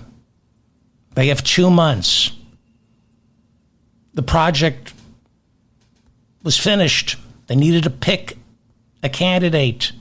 They picked the candidate back in March. Now they're waiting for the general election. The economy is strong, but they have 2 months before Labor Day. So they want to tweak. Let's tweak the ticket. We can make it better. I'm hearing more and more pundits, Democrats, white men say, let's give the American people a show. Let's give them a crack up inside the party. Let's fight it out at the convention. The American people will love that. No, they won't. No, they won't. Don't make politics any more of a spectator sport it already is. All this bedwetting over the debate is because politics is already a spectator sport that has no bearing on the actual results of an election. So, when Joe Biden gets reelected, remember the names of all the pundits, all the Democrats, the white men who called for him to step aside. They all have something in common. They're all white, and they are men. Don't see too many women. 1 or 2. Don't see too many women panicking over Joe Biden. Not sure I see any black Democrats, at least in the House, calling on Joe to step aside. And why is that? Well, women and blacks here in America understand what the stakes are in this election. They also know what it means to be fired unjustly, so they have some empathy for an 81-year-old man who's lost his step. And they also know deep down inside, because women got the vote in 1920, and black people really got the vote, I would say, in 1965. I mean, across the board, they didn't get the vote until 1965. Women and black Democrats know politics is never easy.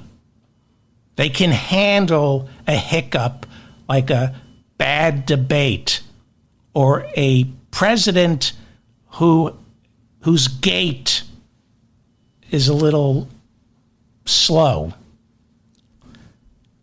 And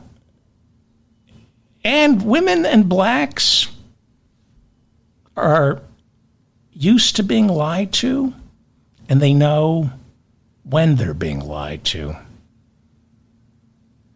God help this party if Joe Biden steps aside and Vice President Harris doesn't get the top of the ticket.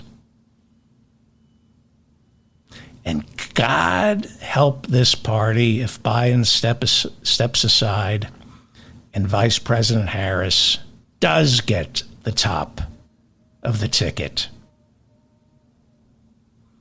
You think everybody is going to get behind the vice president? You think everybody's going to get behind Gavin Newsom?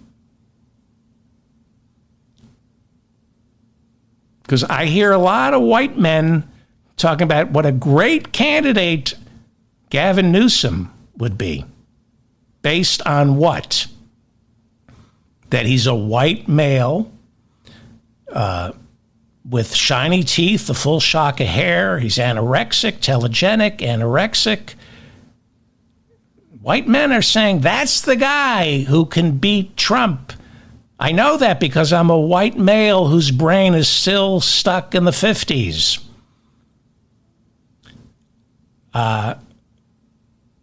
Vice President Harris,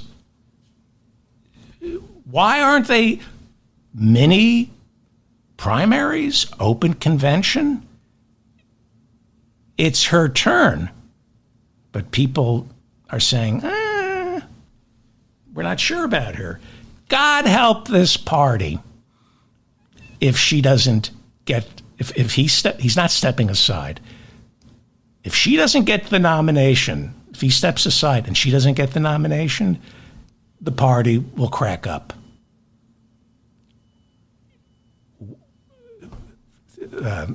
Certain constituents will, and if she does get the nomination,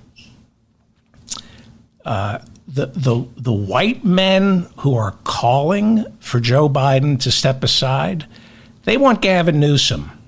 They don't want Harris. They're going to fight for Newsom. Newsom, I keep hearing Newsom. I suspect women, people of color, look at him and see a guy who's way too good at this. He is. He's way too good at it. And you know what makes Joe Biden more attractive than Gavin Newsom? He's old. He's fragile. He used to be pretty good at it. Not anymore. He sucks at it. I trust Joe Biden more than I do Gavin Newsom because Joe now sucks at politics. And I think we're going to see that in the polling. I do. I really think people are going to respond to Joe Biden being a sucky politician. I think polling will tell us in the next week that voters trust Joe Biden more now because he's floundering. If you've been listening to me over the years, sometimes I'm wrong, sometimes I'm right. I'm right about Rubio. If Trump picks Rubio, we're in trouble. That's his only good choice. And if he picks him, we're in trouble. Sometimes I'm right, sometimes I'm wrong. I was wrong about the debate.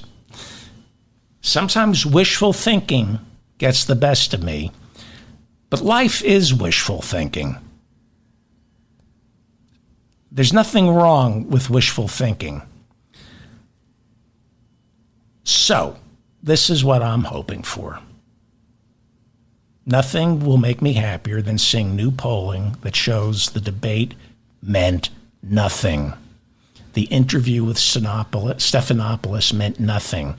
That all these self-important Democrats throwing these white men, let's just call them white men, throwing Joe to the curb, all these Democratic strategists and editorial boards who think they know what's best. Nothing would please me more to see them all proven wrong, especially since they always are. They always are.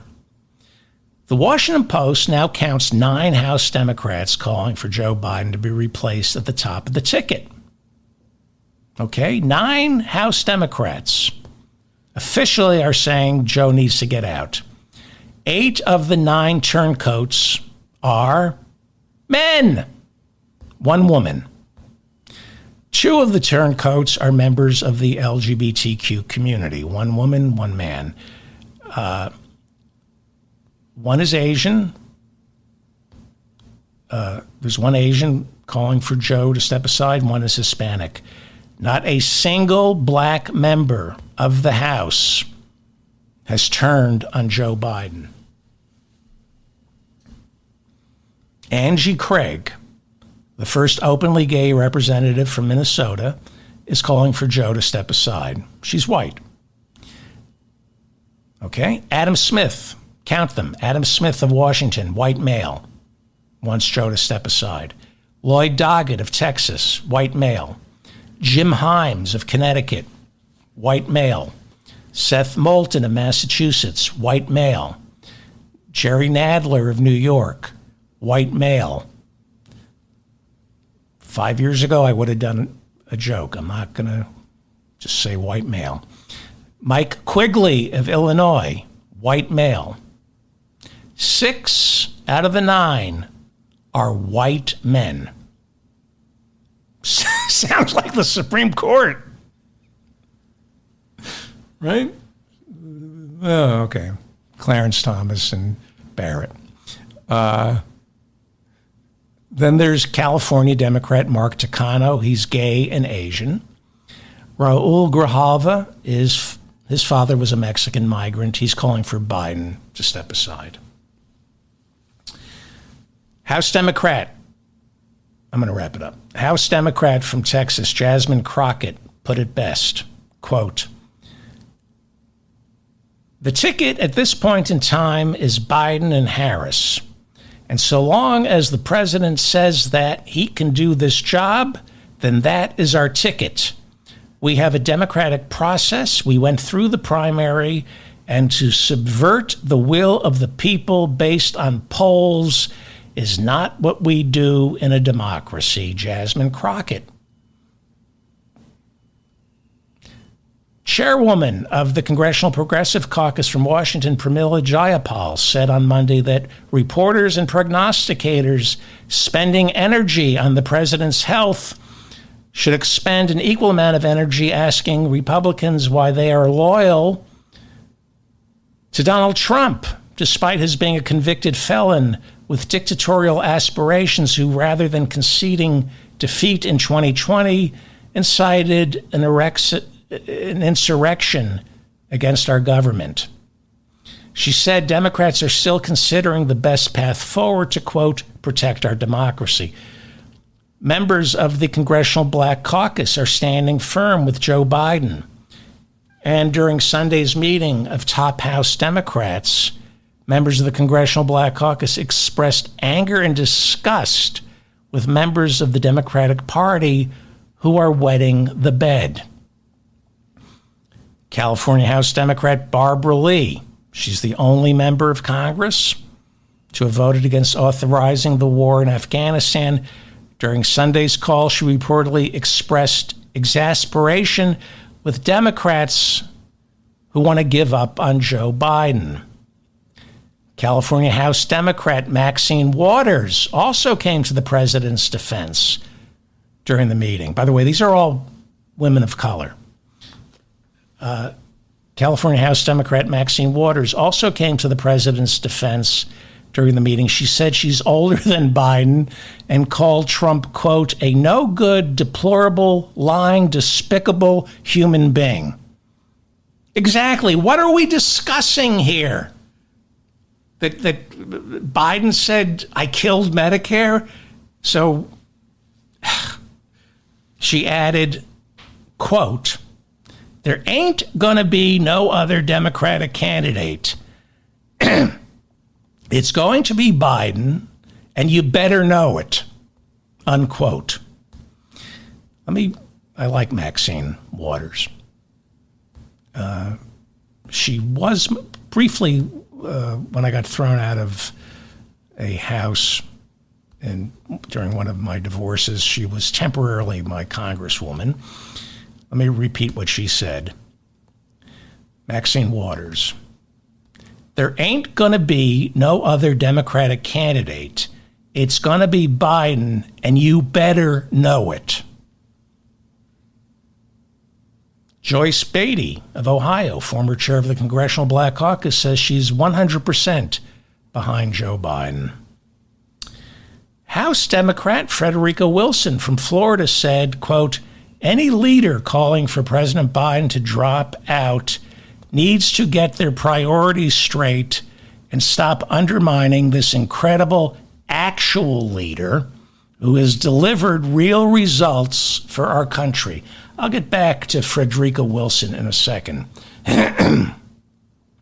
Louisiana Democrat Cedric Richmond, African American, said it's worth noting that it is the white Democrats who are calling for Biden to step aside. I'm going to wrap it up. But when is General Kelly going to apologize to Congresswoman Frederica Wilson? Some of you might remember back in 2017, during the first year of Trump's presidency, Trump called the widow of a fallen soldier who happened to be Congresswoman Wilson's constituent down in Florida. Frederica Wilson, who takes the job of Congresswoman seriously, and she knew the soldier who was killed, she sat in on the call where Trump couldn't remember the name of the soldier, and then flippantly said to the widow, well, you know, this is what he signed up for. And when Congresswoman Frederica Wilson went public with that, nobody believed her. And there were death threats to her office. And she couldn't travel to Washington for a couple of days because she challenged Donald Trump. She couldn't vote in the House. General Kelly, who was chief of staff at the time, emotionally defended Donald Trump's call to the military widow and said Frederica Wilson is a grandstander. She takes credit for things that she has no right to. He cited some story about her taking credit for an FBI building. And then the tape of her speech at the dedication of the FBI building showed that to be a lie, that she wasn't taking credit for the FBI building. He said some racially tinged things about the Congresswoman and insisted that Trump's call to the military widow was perfect, even though the widow told the New York Times that Trump couldn't remember her husband's name. The mother of the widow, the mother of the fallen soldier, said Trump disrespected my son. But General Kelly, who was the chief of staff under Donald Trump, insisted that Congresswoman Frederica Wilson was lying, grandstanding. And then, last year, General John Kelly went public, went on record to confirm what his president really thought of the troops.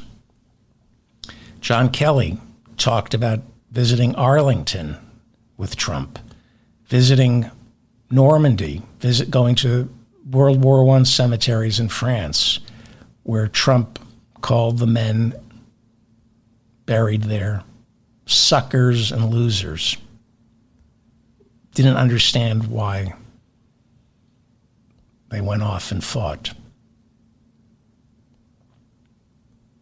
I think General Kelly owes Congresswoman Frederica Wilson an apology. She was the first one in 2017 to expose Donald Trump's contempt for our troops. I'm David Feldman, reminding you to stay strong and protect the weak. If you enjoyed any of this show, please share it. Please hit the like button, hit the subscribe button, hit the notifications bell. Please leave a comment. I read all your comments. Did I ask you to share? Please share this. The only reason I have any listeners is because people have shared these episodes. I'm not part of any network. I'm not famous. I'm not, I didn't host a reality show and then decide to do a podcast. So it's only because the listeners have shared these episodes on Facebook, Twitter, Threads, whatever, or in an email or in a text message. Robert Smigel and Sam Cedar, those are the ones who have helped me. If you would like a transcript of today's episode, go to shopdavidfeldman.com, hit the transcripts menu. And while you're over at Shop David Feldman, waste some money by buying a Rudy's coffee mugshot, a Donald Trump coffee mugshot, or perhaps Still a Democrat t-shirt, or a Still a Democrat coffee mug, or a Made in Los Estados Unidos coffee mug. Don't buy the Trump fart filtration masks or the hope you're in the mood for diarrhea. Hope you're in the mood for diarrhea chef's apron. It's my biggest seller. I work so hard on this show. I don't curse. I look for the mot juste. And my biggest seller is I hope you're in the mood for diarrhea chef's apron. Very humbling.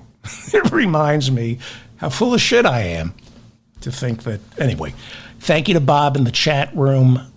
I'm thinking of doing another watch party this month.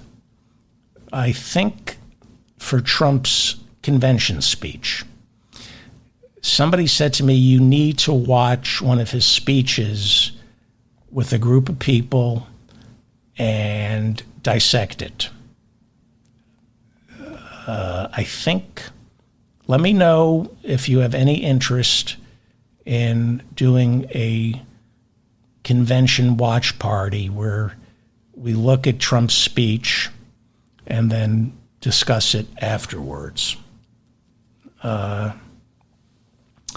Okay, that's it. Thank you to Bob in the chat room for keeping the conversation civil. I also am thinking of, if I know that Bob can't make it all the time, and there might be some people who want to be moderators for the chat, because I hear there's been some problems with some people. I think at the next, well, I don't know, either at the next watch party, or maybe I'll just have a Zoom meeting with people who would like to become moderators. If you would like to be a moderator in the chat room, let me know. Okay. Thank you.